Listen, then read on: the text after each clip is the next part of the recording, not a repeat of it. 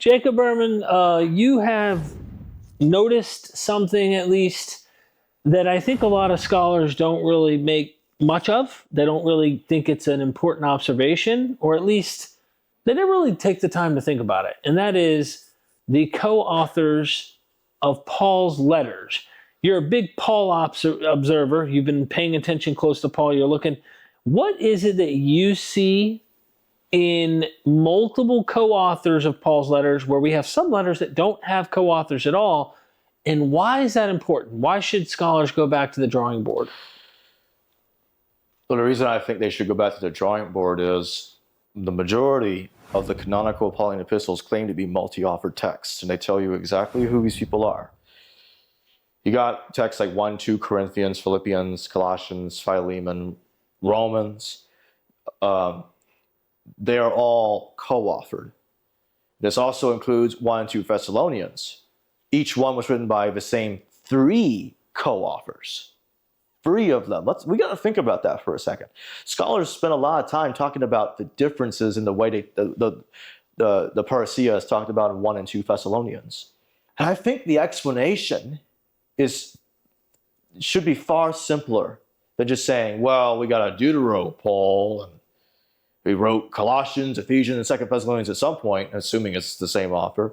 I'm like, what if the differences can simply be explained by just saying that we're getting more of the views of 1 or 2 of the co-authors in one of the letters versus the other? And that's why we see differences like that. And what you're seeing is they're just different descriptions of the parousia in 1 and 2 Thessalonians. There are still a lot of overlaps between them, as both stress the point of Jesus is coming back, and there's a persecution that's befalling them. That is discussed in both letters. And 2 Thessalonians in some ways is more elaborate than 1 Thessalonians is. And I think in some ways vice versa as well. And when you look at Ephesians, Galatians, Titus, 1 and 2 Timothy, the 5 single-authored letters of canonical Paul, they don't really contradict each other. The contradictions that actually exist is with the co-authored letters. So when you look at the co-authored letters like Romans, yes, Romans is co-authored. Tertius, he mentions himself in Romans 16. So instead of introducing himself as a co-author in Romans 1 at the very beginning, like the other co-authored letters start, he mentions himself in Romans 16 instead. That being said, Romans still counts as being co-authored because of that. And we need to look at it that way because Romans also has tensions to the 5 single-authored letters. Romans, for instance, talks about female leadership, and it seems to be acceptable in Romans. And yet we see in the pastorals like 1 Timothy that is not the case, that women are to be silent in the church. And you're saying, for example, a lot of scholars say a lot of that could be a later scribe. Some have suggested at least a later scribe with the fake letters, like we talk about Deutero-Pauline letters. Yeah. But, I kind of want to ask just a more basic question is that what are the implications if these are multiply co-authored? One is you're suggesting is that it makes sense why there are contradictions. Is that you have different voices that are helping to author. And when you use the term co-author, you're not talking about a scribe as simply jotting what Paul exactly said. You're saying they are helping to construct a letter in their own theology, in their own way, from themselves. It's like you and me writing a letter together to write to someone. You're not writing what I dictate. You're helping me write. Kind of like if we co-authored a publication together to get it peer reviewed. It's not all Derek's thoughts and you just wrote it with your own pen. You're saying that there's a togetherness of writing this is what your point is. Correct. And that's why it's put the way it is. Paul, Timothy, and Silas to the people to the Thessalonians in 1 Thessalonians, and the same thing in 2 Thessalonians. They're not just merely scribes, they're putting themselves on the same pedestal. And this was an issue with Marcion, because Marcion viewed Paul as the only real apostle. Right. And that's why he gets rid of the co-authors. And with the pastorals, he gets rid of the pastorals because they are giving Titus and Timothy way too much authority. They're written to them by canonical Paul to give them authority to regulate the promises that they are preaching at. He didn't like that. Correct. It gave them way too much authority, and Timothy's being chunked away, erased on the drawing board as a co-author. So why keep 2 letters written to the guy? This doesn't make any sense. So he gets rid of them. Okay, so this is interesting. So, and this is interesting because we've interviewed Dr. Vincent and others who take a different approach. So this is interesting to hear your approach.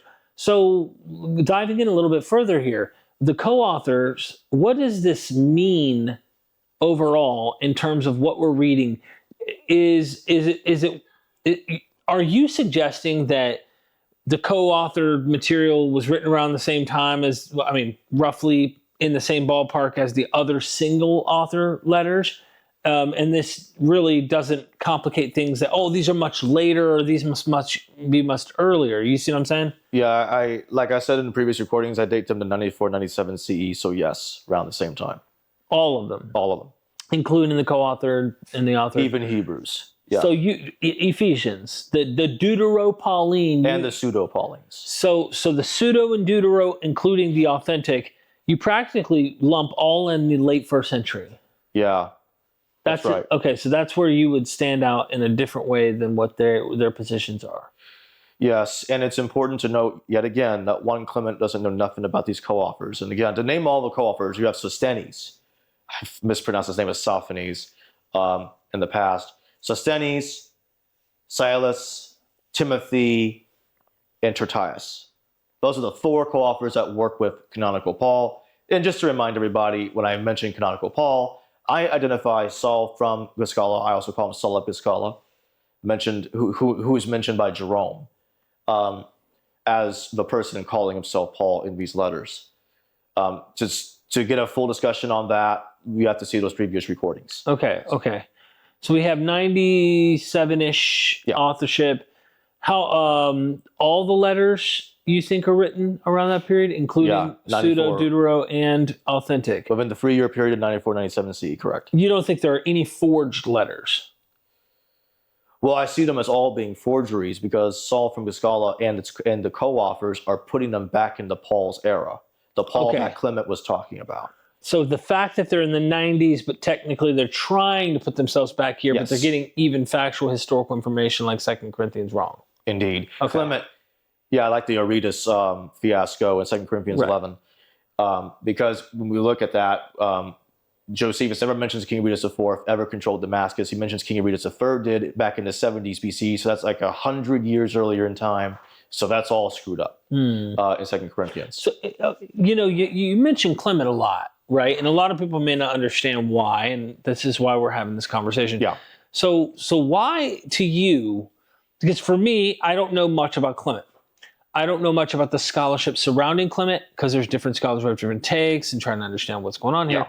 So I'm kind of just want to pick your brain and what has gravitated you to view Clement so pivotal, because when I've heard it in the past, I'm like, okay, sounds like an argument from silence, but self-admittedly, not all arguments from silence are weak arguments. And, I'm kind of curious to get your thoughts. What is it about Clement that makes this a very important pivotal moment for you to understanding Paul? Just to situate the date of 1 Clement, I put the letter of Clement in 93 CE. The standard view would typically put him in 96 CE, so I'm not in too much contradiction to that. I'm just putting just a tad Which would mean even if he was in 96, you'd say it's a little later, just a couple years. Yeah, but I would say it's just slightly earlier, 93. I'm talking about for the letters of Paul. Would have been later. Okay. Yeah. Not too much later, just slightly later. Okay. And so 1 Clement talks, and the brief reason I'm going to mention this is that around the beginning of 1 Clement, it mentions that another persecution has befallen them, and that was Domitian's persecution, Emperor Domitian's persecution, which started in 93 CE. That's his second major persecution of the philosophers, and some Christians were caught in the middle of that. And Jews well, they are a philosophy, yeah. Yeah, and the Jewish bit, it has to do with Titus Fabius Clemens, and mentioned by Dio Cassius. There was probably other Jews that were persecuted as well. Titus Fabius Clemens was a convert.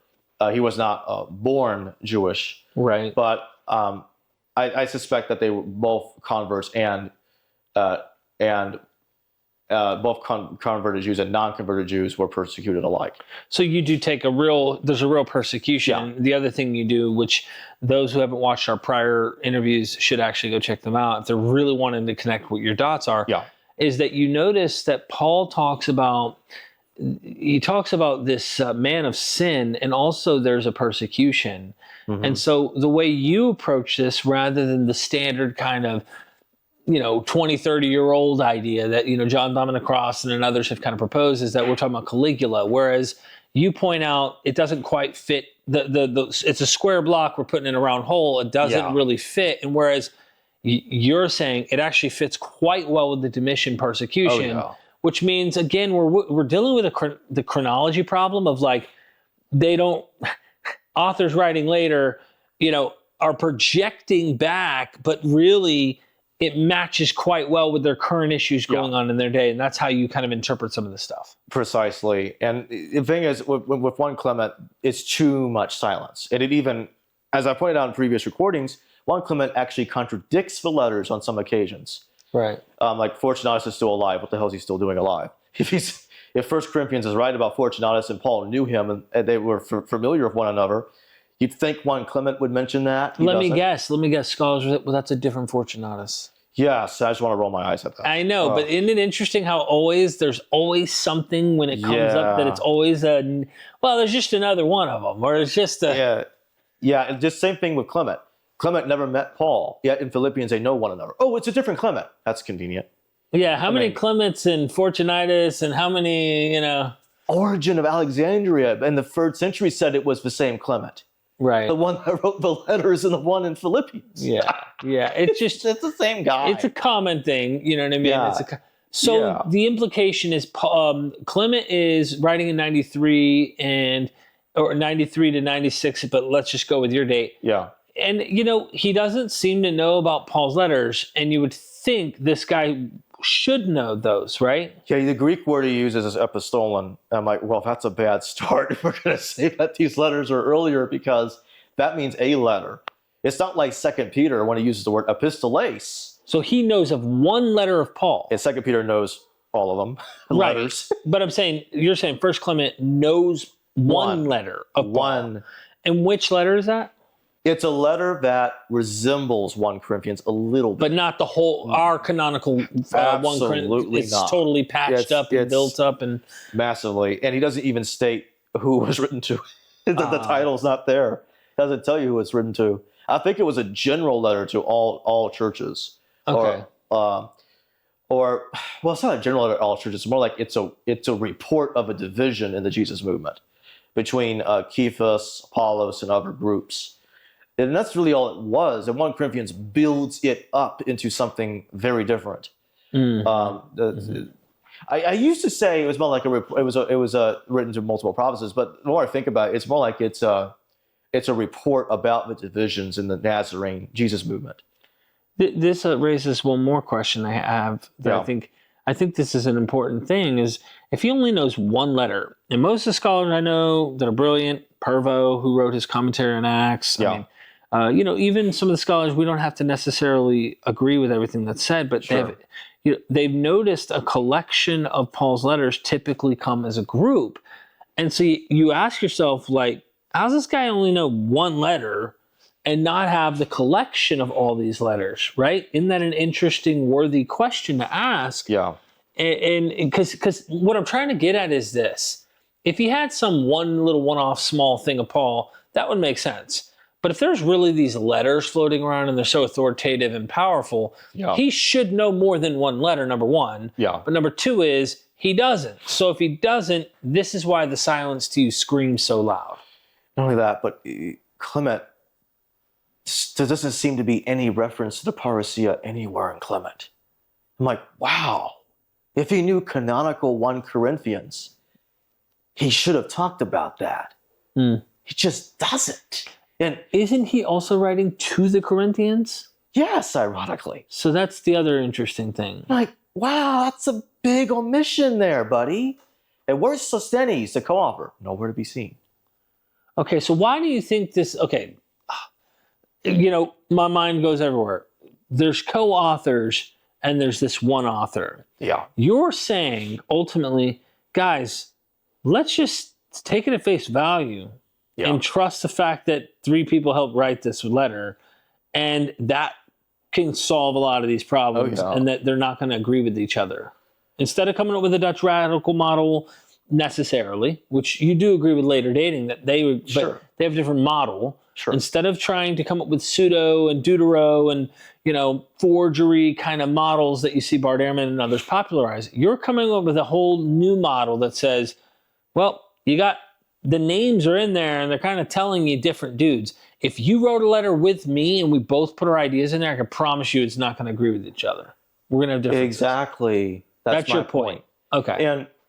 And just to conclude, I want to point out just a couple more differences briefly. Okay. And that is, when you see 1 Corinthians, that bit about women being silent that we see in 1 Timothy, we also see it there too. Right. And what they'll say is it's an interpolation. Now, yes, I grant we do have manuscript evidence of it moving around a little bit in different places in 1 Corinthians, but at best, that's just evidence that it's in a different spot, maybe originally, but not totally, like not added. Right. Because we don't have it where it's actually missing. It's just scooting around. Yeah, right. So that's not enough evidence to convince me, because got to have the manuscript missing that whole thing, then we're talking, but it's not doing that. So that's a no-go for me. But what it does show me is, and this is a big problem for the standard view, it's an Achilles heel. Why? Well, that would mean that in 1 Corinthians, when it's Sosthenes, the co-author, that would be in opposition to women being silent. And that shows me that the Paul in 1 Corinthians is the same Paul that wrote 1 Timothy. So canonical Paul is the one telling women to be silent. The co-authors are not engaged in that. He is. And that's why when you have women being promoted, like in Romans, it's by Tertius. There. See my point? Now, Bob will talk about 1 Corinthians. It even contradicts itself. The letter even contradicts itself on this. That's funny. Paul said that he received Jesus from scriptures. Right. I should say canonical Paul. Canonical Paul is receiving knowledge of Jesus from scriptures. Then says, but Jesus appeared to me, ektromati, out of time. And I make a big deal of that in my upcoming paper, because that's a very odd thing. This right put there, it's like from a different time period. Is that why you shove that in there? I know there's different interpretations of it, but to me, that screams out as a little bit suspicious. Briefly, I'll mention that we don't have enough time to talk about this, but I'll say that stuff about Cephas, the 500, and James, we're told that it came from another written document. It is written. That's not a coincidence to Bob Price's argument that that's an interpolation. Right. He's right, but in a different way. It's not that it's an interpolation. It's everything in 1 Corinthians is added around it. That bit came from a different text. And I don't have enough time to talk about it, but I think that the original Paul that Clement was talking about actually wrote that bit in a different text, a Pauline gospel, that was shoved in there, and it was expanded around it, kind of like the way Matthew expands and adds to genealogy text that we talked about in the previous recording. So again, not enough time to talk about that. All right, so just to get to the points that I'm making. Well, there's one more thing I want to say about that real quick. The reason why canonical Paul adds himself there, ektromati, out of time, is because he's adding himself to the story and saying, oh, but I got one too. And I can tell you that's what's going on, because you know what? Guess what Clement also doesn't tell you in 1 Clement? Where's Paul's vision? Right. That's right. That's not there either. Now, come on. That is ridiculous. You can't even be bothered to talk about Paul's vision if you knew canonical 1 Corinthians in all of its glory? Come on, man. No. So, and in Galatians, you have, I only received Jesus from Revelation. Canonical Paul makes a big deal of that. He makes a big stink of it in Galatians. as Bob points out, that's a huge contradiction between 1 Corinthians and Galatians. Yeah. Because what I think is happening is Sosthenes is going with let's receive it from Scripture's part when integrating the gospel, but Paul's gospel report is the way I put it. Because I don't think the original Paul actually believed any of this. He was reporting what the Nazarenes believed. And what's happening is canonical Paul, Saul from Scala, is adding himself there, and subsequently it ends up contradicting Sosthenes' direction. You see my point? Mm-hmm. So Sosthenes is the one receiving from scriptures, Right. in the sense of adapting this Pauline gospel, and then they pretend it wasn't Paul that wrote it. Because then he goes, "It is written." I'm like, these are scriptures. Like, what scriptures? Rabbi Toby Senior calls them phantom scriptures for good reason. Nowhere to be found. Yeah, the best I've heard is that if you're going to give them a benefit of the doubt, is that they're patching together literally all sorts of little like one-liners to try and make it. Oh, Hosea, and you know what I mean? Like they're doing all this jumping around. That's the best I've heard to try and make an excuse for it. But at the end of the day, it's too different. There's all sorts of problems with that. And even if that were the case, that means they're literally fabricating it using whatever kind of. There's no actual scripture that says this. That talks about Jesus, about the first Adam and Jesus is the last Adam kind of business. No. Yeah, all of that. No. So, okay, summarize or at least give us a conclusion on your point here, because I think we're wrapping up. So, as part of the conclusion, I'll point out that when you look at, say, the way these letters behave, like when you look at the pastoral epistles, you have this thing, and Bob Price calls Philippians the 4th pastoral epistle because of how similar it is to the pastoral epistles, talking about leadership in the church. Mm-hmm. And again, that makes sense because canonical Paul composed Philippians with Timothy. But here's the other point. The other thing is, you've got, and I'll end on this point, you've got Philippians talking about Jesus as a pre-existent being in the Christ hymn. Now, some will debate that, try to say that's not really what it's saying. But yeah, that is what it's saying. Christ was there to start the whole thing, creation, all that business. And Colossians makes the same point. Jesus Christ is the prototokos, the firstborn of creation. And it's really only in those 2 places where that shows up in these letters. I'm like, well, guess who co-authored both of those letters with canonical Paul? Timothy. See my point? Mm-hmm. I think Timothy's the one that viewed Jesus as the pre-existent being. Interesting. Okay. This is literally the co-author fiasco. That's what you should call the co-author fiasco. Jacob Ehrman, ladies and gentlemen. What do you think about this? I'm curious to get your thoughts. Comment down below. Jacob, thanks for meeting me in person here, bro. This has been fantastic, man. Likewise, I really appreciate it, bro. Let's do this again. Yeah, let's do it again.